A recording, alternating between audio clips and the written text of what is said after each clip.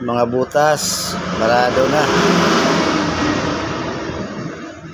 Grabe oh. So ito yung katapat dyan.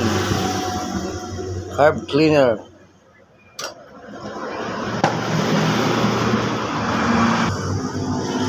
So ayan. Super dumi. Yan oh. Tumigas na yung mga dumi. Oh, ito pa. Oh. Grabe sa loob.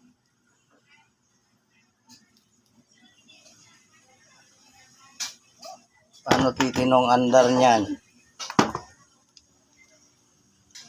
Yan, nilagyan pa nila ng silicone. Hindi yung silicone, babara sa mga butas. Dapat gasket lang. Wala nang mga silicone. Kasi nakakabara sa mga butas, maliliit pa naman ang butas nito. So, alisin ko yung mga silicone na yan. Linisin natin. Ay, ako pala. Saka gasket lang ilalagay ko dyan. Para walang problema. So, kikis-kisin ko itong mga nilagay nila na silicone. Hindi pwede ito.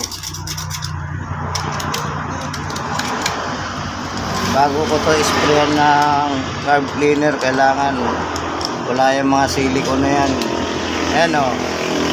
Ayan, binabarahan niya yung mga butas. Inliliit pa naman ang butas dito. Dahil lagyan nila ng silicone eh. Ayan o.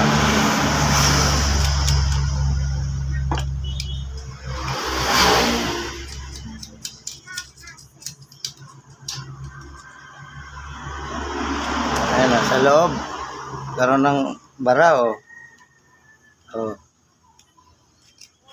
Bakit kasi nilalagyan pa ng silicone o Vita Gray?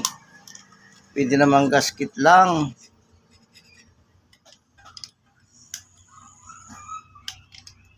Nagsiksikan tuloy sa mga butas.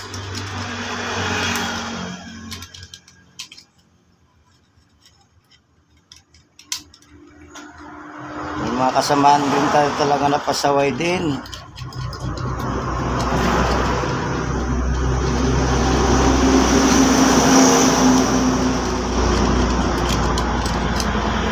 Yan o, dami. Daming silicone.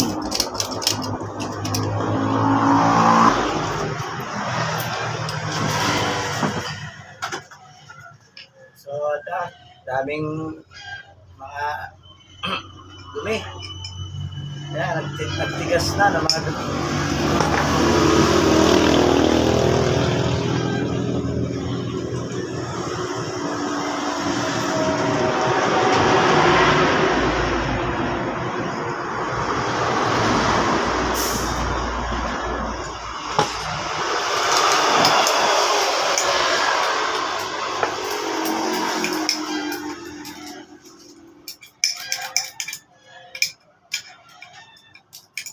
Sa loob.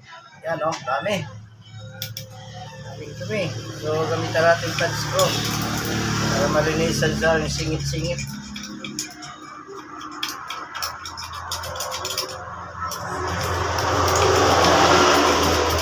Kasi hindi naman kaya ng carburetor yung mga matitigas na dumi.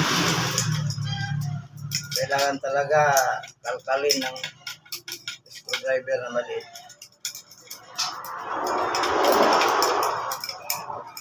Bago sprayan ng carb cleaner.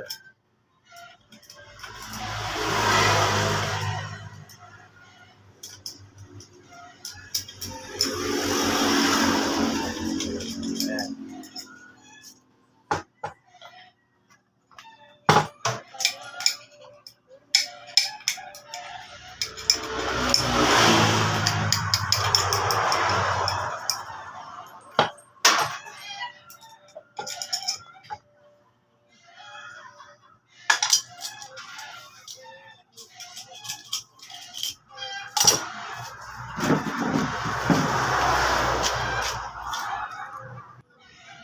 Taktak natin. Ayan, dami. Oh. Yung mga tumigas na lawang.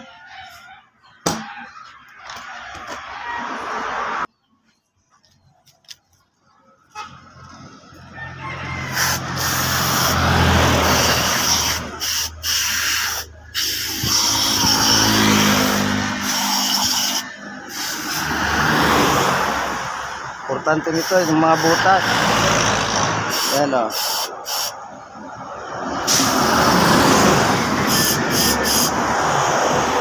Maliliit na butas.